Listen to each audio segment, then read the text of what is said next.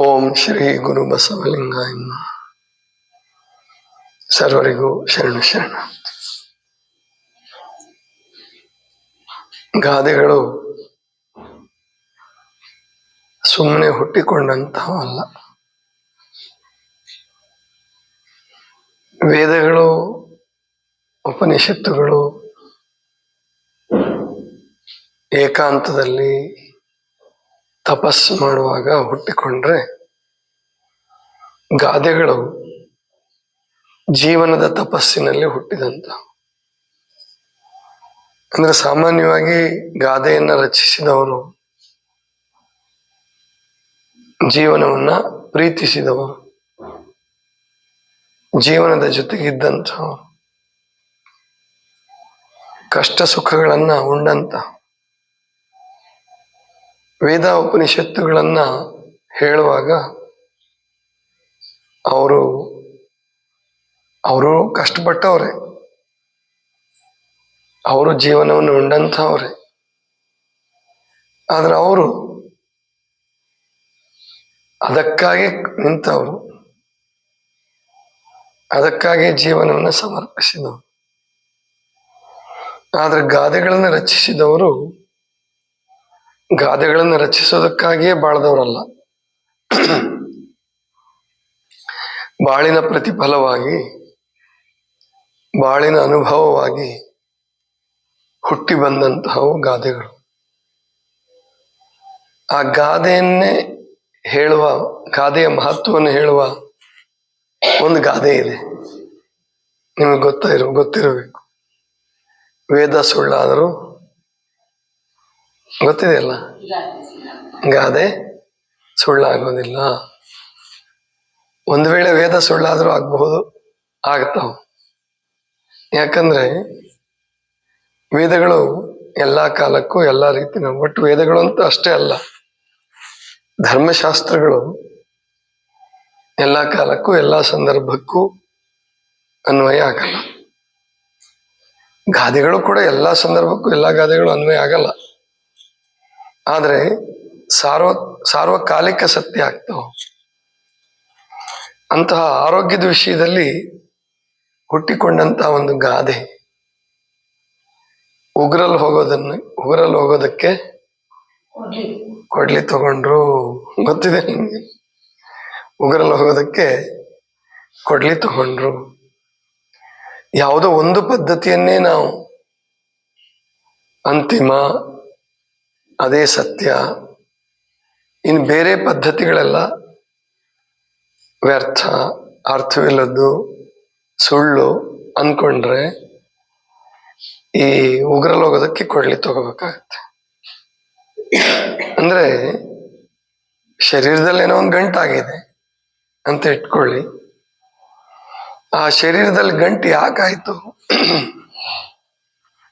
ಗಂಟು ಅಂದ್ರೆ ಬರೀ ಈ ಏನು ಕ್ಲಿನಾಯ್ಡ್ಸ್ ಅಂತ ಹೇಳ್ತೀರಿ, ಅಥವಾ ಫ್ಯಾಟ್ ಗಂಟುಗಳು ಅಂತ ಹೇಳ್ತೀರಿ, ಇವಲ್ಲ. ಇವು ಒಂದಾಗೋದಿಲ್ಲ, ಇವು ಅನೇಕ ಗಂಟುಗಳಾಗ್ತವೆ. ಸೂಕ್ಷ್ಮ ಜಾಗದಲ್ಲಿ, ಅಂದ್ರೆ ತಾಯಂದ್ರಿಗೆ ಸ್ತನದಲ್ಲೋ ಗರ್ಭಕೋಶದಲ್ಲೋ, ಬಹಳ ಜನರಿಗೆ ಲಿವರ್ನಲ್ಲಿ ಕಲ್ಲುಗಳಾಗಬಹುದು, ಗಂಟುಗಳಾಗಬಹುದು. ಇವು ಕೂಡ ಸುಲಭವಾಗಿ ಕರಗಿಸ್ಬೋದು. ಏನು ಒಂದು ಸಣ್ಣ ಸಿದ್ಧಾಂತ ಯೋಚನೆ ಮಾಡೋಣ ನಾವು. ಬೇರೆಯವರೆಲ್ಲ ಸಂಶೋಧನೆ ಮಾಡಿ ವರ್ಷಾನುಗಟ್ಲೆ ಕಂಡುಕೊಂಡ ಸತ್ಯಗಳು ಬೇರೆ. ಸಿಂಪಲ್ ಲಾಜಿಕ್, ತರ್ಕ ಅಂದ್ರೆ ಸರಳವಾದ ತರ್ಕ ಏನಪ್ಪಾ ಅಂತಂದ್ರೆ, ಗಂಟು ಮಾಡಿದವ್ರು ನಾವಲ್ಲ, ಡಾಕ್ಟ್ರೂ ಅಲ್ಲ ಅಲ್ವಾ. ಈಗ ಈ ಹುಡುಗಿದೇ ತಗೊಳ್ಳೋಣ. ಆ ಹುಡುಗಿ ಹೊಟ್ಟೆ ನೋವು ಬರ್ತಿತ್ತು, ಹುಲಿಗಮ್ಮನಿಗೆ ಯಾವುದೋ ಮಾತ್ರೆ ಕೊಟ್ರು, ಅದಕ್ಕೆ ಹುಷಾರಾಗ್ಲಿಲ್ಲ. ಮತ್ತಿನ್ನೇನೋ ಬೇರೆ ಮಾತ್ರೆ ಚೇಂಜ್ ಮಾಡಿದ್ರು, ಅದಕ್ಕೆ ಹುಷಾರಾಗ್ಲಿಲ್ಲ.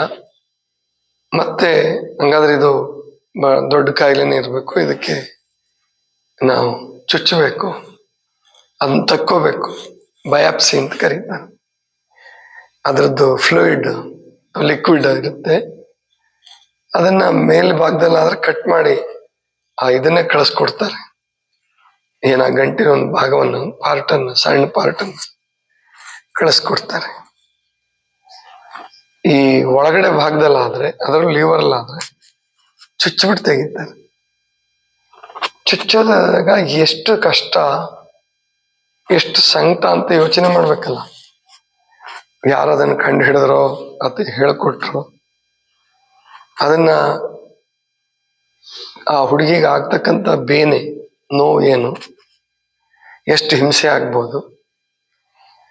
ಸರಿ, ಹಾಗಾದ್ರೆ ನಾವು ಒಳಗಡೆ ಕೈ ಹಾಕಕ್ ಮುಂಚೆ ಬೇರೆ ಪದ್ಧತಿಗಳಿಗೆ ಹೋಗಿ ಬನ್ನಿ ಅಂತ ಅದೇ ಡಾಕ್ಟರ್ ಹೇಳ್ಬೋದಲ್ಲ.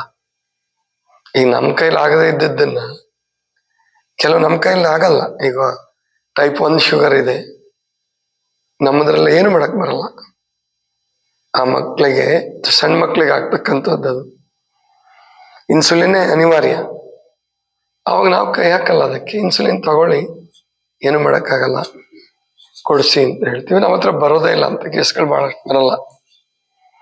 ಬಂದವನು ಕೂಡ ಇದು ಸಾಧ್ಯ ಆಗಲ್ಲ, ಎಲ್ಲದಕ್ಕೂ ನಾನು ಚಿಕಿತ್ಸೆ ಮಾಡೇ ಬಿಡ್ತೀನಿ ಅಂತ ಹೋಗ್ಬಾರ್ದು. ಬಹಳ ದೊಡ್ಡ ತಪ್ಪದು. ಯಾವುದೇ ಪದ್ಧತಿ ಆಗಲಿ, ಅದು ಪ್ರಕೃತಿ ಚಿಕಿತ್ಸೆ ಇರಲಿ, ಆಯುರ್ವೇದ ಇರಲಿ, ಅಥವಾ ಇನ್ನೊಂದು ಚಿಕಿತ್ಸೆ ಇದೆ ಪ್ರಾಣಿಕ್ ಹೀಲಿಂಗ್, ರೇಖಿ, ಇವೆಲ್ಲ ಸಾಂಪ್ರದಾಯಿಕ ಚಿಕಿತ್ಸೆಗಳು ಅಂತ ಕರೀತಾರೆ. ಇನ್ನು ಇಂಜೆಕ್ಷನ್ನು, ಟ್ಯಾಬ್ಲೆಟ್ಸು, ಆಪರೇಷನ್ನು, ಇವಕ್ಕೆಲ್ಲ ಏನಿದಾವಲ್ಲ, ಇವಕ್ಕೆ ಮಾಡರ್ನ್ ಮೆಡಿಸನ್ಸ್ ಬಹಳ ಒಳ್ಳೊಳ್ಳೆ ಹೆಸರಿಟ್ಟಿದ್ದಾರೆ. ಅದಕ್ಕೆ ಇವುಗಳದ್ದು ಲಿಮಿಟೇಷನ್ ಬಹಳ ಇದೆ, ಬಹಳ ಲಿಮಿಟೇಷನ್ ಇದೆ ಇವಕ್ಕೆ. ನಾನು ಒಂದ್ಸಾರಿ ಆಕಾಶವಾಣಿ ಸಂದರ್ಶನಕ್ಕೆ ಕರೆದಿದ್ರು ನನಗೆ 2010ರಲ್ಲಿ. ಆವಾಗ ಅಲ್ಲಿ ಒಬ್ಬ ಸ್ವಲ್ಪ ಖತರ್ನಾಕ್ ಅಂತಾರೆ ಈ ಕಡೆ ಉತ್ತರ ಕರ್ನಾಟಕದಲ್ಲಿ, ನೇರವಾಗಿ ಮಾತನಾಡ್ತಕ್ಕಂಥದ್ದು, ಕೊಟ್ಟಿ ಮನುಷ್ಯ ಅಂತಾರೆ. ಆ ವ್ಯಕ್ತಿ ಪ್ರಶ್ನೆ ಕೇಳ್ದ ನನಗೆ, ಸ್ವಾಮೀಜಿ ನೀವು ಮಾಡ್ತಾ ಇರೋದು ಟ್ರೈ ಅಂಡ್ ಎರರ್ ಮೆಥಡ್ ಅಲ್ವಾ? ಅಂದ್ರೆ ನೋಡೋದು, ಇದು ಆಗಲ್ಲ ಅಂದ್ರೆ ಬಿಡೋದು, ಆಗತ್ತೆ ಅಂದ್ರೆ ಮಾಡೋದು, ಆಗ್ಲಿಲ್ಲ ಬೇರೆದ್ ಕೊಡೋದು. ಆವಾಗ ನಾನು ಹೇಳಿದೆ, ನಮ್ದು ಟ್ರೈ ಅಂಡ್ ಎರರ್ ಮೆಥಡ್ ಅಲ್ಲ. ಏನು ಆಧುನಿಕ ಪದ್ಧತಿ 2 ಮೆಡಿಸಿನ್ಗಳಿದಾವಲ್ಲ, ಅಲೋಪತಿ ಮತ್ತು ಹೋಮಿಯೋಪತಿ, ಇವೇ ಟ್ರೈ ಅಂಡ್ ಎರರ್ ಮೆಥಡ್. ಯಾಕಂದ್ರೆ ಇಲ್ಲಿ ಮಾತ್ರೆಗಳನ್ನ ಚೇಂಜ್ ಮಾಡಿಕೊಡ್ತಾರೆ ಹುಷಾರಾಗದೆ ಹೋದ್ರೆ. ನಮ್ಮಲ್ಲಿ ನಾವು ಉಪವಾಸ ಮಾಡಿಸುವಾಗ ಅಥವಾ ಪ್ರಕೃತಿ ಚಿಕಿತ್ಸೆ, ಪಂಚಭೌತಿಕ ಚಿಕಿತ್ಸೆ ಕೊಡುವಾಗ ಅದು ತಾತ್ಕಾಲಿಕವಾಗಿ ನೋವು ಜಾಸ್ತಿ ಆದಂಗೆ ಆಗ್ಬೋದು, ಅಥವಾ ಆಗ್ಲಿಕ್ಕೂ ಇಲ್ಲ. ಎಲ್ರಿಗೂ ಆಗ್ಬೇಕು ಅಂತ ಏನಿಲ್ಲ, ಕೆಲವ್ರಿಗೆ ಅದು ಅಡ್ಜಸ್ಟ್ ಆಗದೆ ಇರ್ಬೋದು. ಆ ವ್ಯಕ್ತಿ ಮೇಲೆ ಡಿಪೆಂಡ್ ಆಗುತ್ತೆ ಹೊರತು ಅದಕ್ಕೆ ಸೈಡ್ ಎಫೆಕ್ಟ್ ಇರಲ್ಲ ನಮ್ಮದಕ್ಕೆ.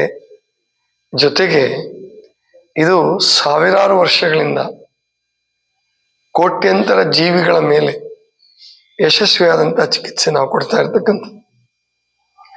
ನೀವು ಇಲಿಗಳ ಮೇಲೆ ಅಥವಾ ಕಪ್ಪೆಗಳ ಮೇಲೆ ನೀವು ಪ್ರಯೋಗ ಮಾಡ್ತೀರ, ನಾವು ಮಾಡ್ತಾ ಇರ್ತಕ್ಕಂಥದ್ದು ಬೇರೆ ಜೀವಿಗಳ ಮೇಲಲ್ಲ, ನನ್ನ ಮೇಲೆ ನಾನೇ ಪ್ರಯೋಗ ಮಾಡಿಕೊಂಡು, ಮತ್ತು ಜೀವಂತ ಶರೀರಗಳ ಮೇಲೆ. ಹೇಯ್, ಸುಮ್ಮನೆ ಕೊಡ್ರಿ, ಯಾಕೆ ಗಲಾಟೆ ಮಾಡೋದು? ಅಲ್ಲೇ ನಿಂತ್ಕೊಂಡ್ರೆ ಏನಾಗತ್ತೆ? ಇನ್ನೊಬ್ರಿಗೆ ಡಿಸ್ಟರ್ಬ್ ಮಾಡಬಾರ್ದು ಅಂತ ಗೊತ್ತಾಗಲ್ಲ.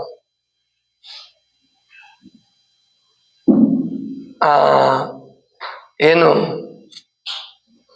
ಬೇರೆ ಪ್ರಾಣಿಗಳ ಮೇಲೆ, ಮಾತು ಬಾರದ ಪ್ರಾಣಿಗಳ ಮೇಲೆ ಪ್ರಯೋಗ ಮಾಡಿದಂತಹದ್ದಲ್ಲ ಇದು. ಇದು ನಾವೇ ಸ್ವತಃ ನನ್ನ ಮೇಲೆ ಪ್ರಯೋಗ ಮಾಡ್ಕೊಳ್ಳೋದು.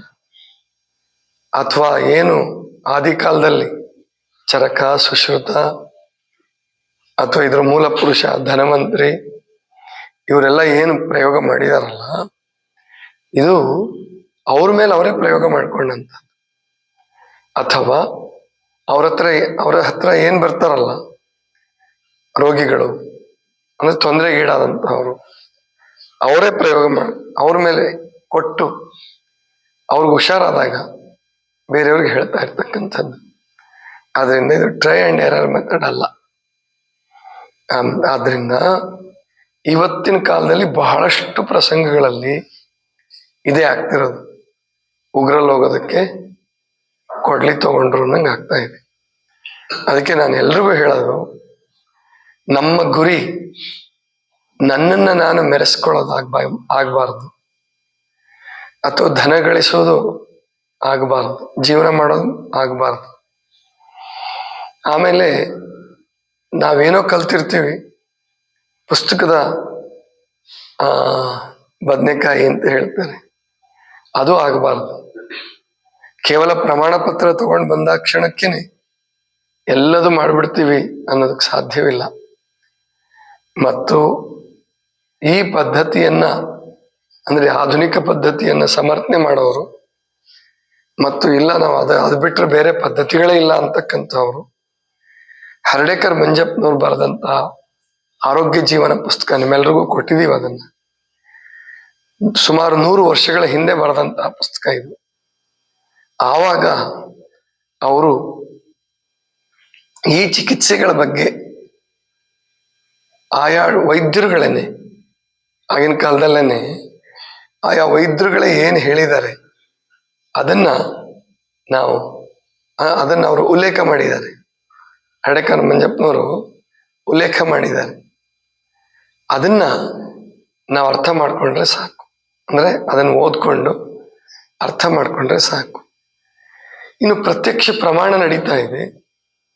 ದಿನೇ ದಿನೇ ರೋಗಿಗಳ ಸಂಖ್ಯೆ ಜಾಸ್ತಿ ಆಗ್ತಾ ಇದೆ, ಆಸ್ಪತ್ರೆಗಳ ಸಂಖ್ಯೆ ಜಾಸ್ತಿ ಆಗ್ತಾ ಇದೆ.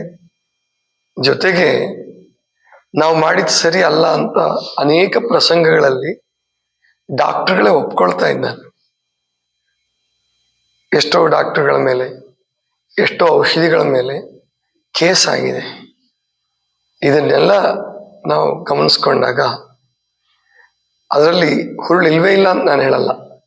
ಖಂಡಿತವಾಗಿಯೂ ಎಮರ್ಜೆನ್ಸಿನಲ್ಲಿ, ಆಕ್ಸಿಡೆಂಟ್ ಆದಾಗ, ಅಪಘಾತಕ್ಕೀಡಾದಾಗ, ಆಮೇಲಿಂದ ಹೆರಿಗೆ ಸಂದರ್ಭದಲ್ಲೂ ಈಗ ಏನಾಗ್ತಾ ಇದೆ ಅಂತ ನಿಮಗೆಲ್ಲ ಗೊತ್ತಿದೆ. ಆಮೇಲೆ ಹಾರ್ಟ್ ಅಟ್ಯಾಕ್ ಆದಾಗ, ಅದರಲ್ಲೂ ಬೈಪಾಸ್ ಸರ್ಜರಿಗಳಿಂದ ಏನಾಗ್ತಾ ಇದೆ, ಸ್ಟಂಟ್ ಹಾಕೋದ್ರಿಂದ ಏನಾಗ್ತಾ ಇದೆ ಅನ್ನೋದು ಗೊತ್ತಾಗ್ತಾ ಇದೆ. ಅದಕ್ಕೆ ಜಗತ್ತಿಗೆ ಒಳ್ಳೇದಾಗಬೇಕು ಅಂತ ಇದ್ರೆ ಎಲ್ಲರೂ ಕೂತ್ಕೊಂಡು ಅನುಭವದಿಂದ ಸತ್ಯ ಯಾವುದ್ರಲ್ಲಿದೆ ಮತ್ತು ಯಾವುದು ಎಷ್ಟು ಸತ್ಯ, ಎಲ್ಲವೂ ಪೂರ್ಣ ಸತ್ಯ ಅಲ್ಲ. ಜಗತ್ತಿನಲ್ಲಿ 16 ವರ್ಷ ತಪಸ್ಸು ಮಾಡಿದ ಋಷಿಯ ವಾಕ್ಯಗಳೇ ಕೆಲವು ಸರಿ ಡಿಸ್ಪ್ರೂವ್ ಆಗ್ಬೋದು. ತಪಸ್ಸು ಮಾಡಿರ್ತಕ್ಕಂಥವನು ಅವೇನೇ ಏನು ಅಗತ್ಯ ಇಲ್ಲಪ್ಪ. ಈಗಿನ ಕಾಲದಲ್ಲಿ ವರ್ಣ ವ್ಯವಸ್ಥೆ ಇರ್ಬೋದು, ಜಾತಿ ವ್ಯವಸ್ಥೆ ಇರ್ಬೋದು, ಹೆಣ್ಣು ಮಕ್ಕಳ ಬಗ್ಗೆ ಆಡಿದಂತಹ ಮಾತುಗಳಿರ್ಬೋದು, ಅವು ಎಲ್ಲ ಕಾಲಕ್ಕೂ ಪ್ರೂವ್ ಆಗಲಿಲ್ಲ, ಡಿಸ್ಪ್ರೂವ್ ಆದವು, ಈಗ ಆಗ್ತಾ ಇದ್ದಾವೆ. ಅದನ್ನ ಅಂಥವೇ ಸಾಬೀತು ಆಗಲಿಲ್ಲ ಅಂತಂದಾಗ ನಾವು ಯಾವುದೋ ಒಂದು ಲ್ಯಾಬೊರೇಟರಿಲಿ ಮಾಡಿದಂತಹ ಅಥವಾ ಯಾವುದೋ ಒಂದು ಪ್ರಾಣಿಗಳ ಮೇಲೆ ಮಾಡಿದಂತಹ ಪ್ರಯೋಗ ಅದನ್ನು ಸಾರ್ವತ್ರಿಕಗೊಳಿಸಿದ್ರೆ ಅದರಿಂದ ಏನು ಅನಾಹುತ ಆಗ್ತಾ ಇದೆ ಅಂತಕ್ಕಂಥದ್ದು ಜಗತ್ತಿಗೆ ಅರ್ಥ ಆಗ್ತಿದೆ. ಆದರೆ ಒಪ್ಕೊಳ್ಳೋದಕ್ಕೆ ಸಿದ್ಧವಾಗಿಲ್ಲ ಜಗತ್ತು. ಇದರಿಂದ ನುಕ್ಸಾನ್ ಆಗ್ತಕ್ಕಂಥದ್ದು ಆ ವ್ಯಕ್ತಿಗೆ, ಆ ಸಮಾಜಕ್ಕೆ, ಮತ್ತು ಅದನ್ನ ಅನುಸರಣೆ ಮಾಡ್ತಕ್ಕಂಥ ಒಂದು ಜನಾಂಗಕ್ಕೆ. ಆದ್ರಿಂದ ಈ ನಿಟ್ಟಿನಲ್ಲಿ ನಾವೆಲ್ಲರೂ ಆಲೋಚನೆ ಮಾಡ್ಕೋಬೇಕು. ನಿಮಗೆ ಹೇಳ್ತಕ್ಕಂಥದ್ದೇನಪ್ಪ ಅಂದ್ರೆ, ಇವಾಗ ನೇರವಾಗೇನು ಇಲ್ಲಿ ಪಾಲ್ಗೊಂಡಿದ್ದೀರಲ್ಲ, ನಿಮಗೂ ಈ ಅನುಭವ ಆಗಿರುತ್ತೆ. ಉಗ್ರಲ್ಲಿ ಹೋಗೋದಕ್ಕೆ ಕೊಡ್ಲಿ ತಗೊಳ್ಳೋದು ಬೇಡ. ಮೊದಲು ಜ್ವರ, ನೆಗಡಿ, ತಲೆನೋವು, ಕೆಮ್ಮು, ಆಮೇಲೆ ಬೇದಿ ಬಂದಾಗ್ಲೇನೆ, ಬರ್ತಾ ಇದೆ ಅನ್ನುವಾಗ್ಲೇನೆ ಎಚ್ಚೆತ್ಕೊಂಬಿಡೋದು. ಹಾಗೆ ಎಚ್ಚೆತ್ಕೊಂಡ್ರೆ ನಿಮ್ಮ ಆರೋಗ್ಯವು ಚೆನ್ನಾಗಾಗತ್ತೆ, ಜೊತೆಗೆ ಸಾಮರ್ಥ್ಯ ಜಾಸ್ತಿ ಆಗುತ್ತೆ. ವಯಸ್ಸಾದಂಗೆ ಸಾಮರ್ಥ್ಯ ಜಾಸ್ತಿ ಆಗತ್ತೆ, ಹೊಸ ಅನುಭವಗಳು ಬರ್ತವೆ. ಅಂಥ ಅದ್ಭುತವಾದಂತಹ ಪದ್ಧತಿ ಇದು ಪಂಚಭೌತಿಕ ಚಿಕಿತ್ಸೆ. ಅದನ್ನು ಕಲ್ತ್ಕೊಂಡು ನಾವು ಅನುಸರಣೆ ಮಾಡೋಣ. ಅದನ್ನು ಕಲಿಯೋದಕ್ಕೆ ನೀವು ಬಂದಿರೋದು. ಇಲ್ಲಿ ಕೇವಲ ರೋಗಿಗಳಾಗಿ ಬಂದಿದ್ದೀವಿ ಅಂತ ಯಾರು ಭಾವಿಸ್ಬೇಡಿ. ನಾವು ವಿದ್ಯಾರ್ಥಿಗಳಾಗಿ ಬಂದಿದ್ದೀವಿ, ಕಲ್ತ್ಕೊಂಡು ಹೋಗೋದಕ್ಕೆ ಬಂದಿದ್ದೀವಿ. ಇದನ್ನ ನಮ್ಮ ಜೀವನದಲ್ಲಿ, ನಮ್ಮ ಪ್ರೀತಿ ಪಾತ್ರರ ಜೀವನದಲ್ಲಿ, ನಮ್ಮ ಹಿತೈಷಿಗಳ ಜೀವನದಲ್ಲೂ ಇದನ್ನ ಬಳಸೋಣ, ಅವ್ರಿಗೂ ಇದ್ರ ಬಗ್ಗೆ ತಿಳಿಸೋಣ ಅನ್ನೋದ್ರ ಆಲೋಚನೆ ನಿಮ್ಮೆಲ್ರಿಗೂ ಇರಲಿ. ಇದಿಷ್ಟು ಇವತ್ತಿನ ಚಿಂತನ. ಸರ್ವರಿಗೂ ಶರಣ.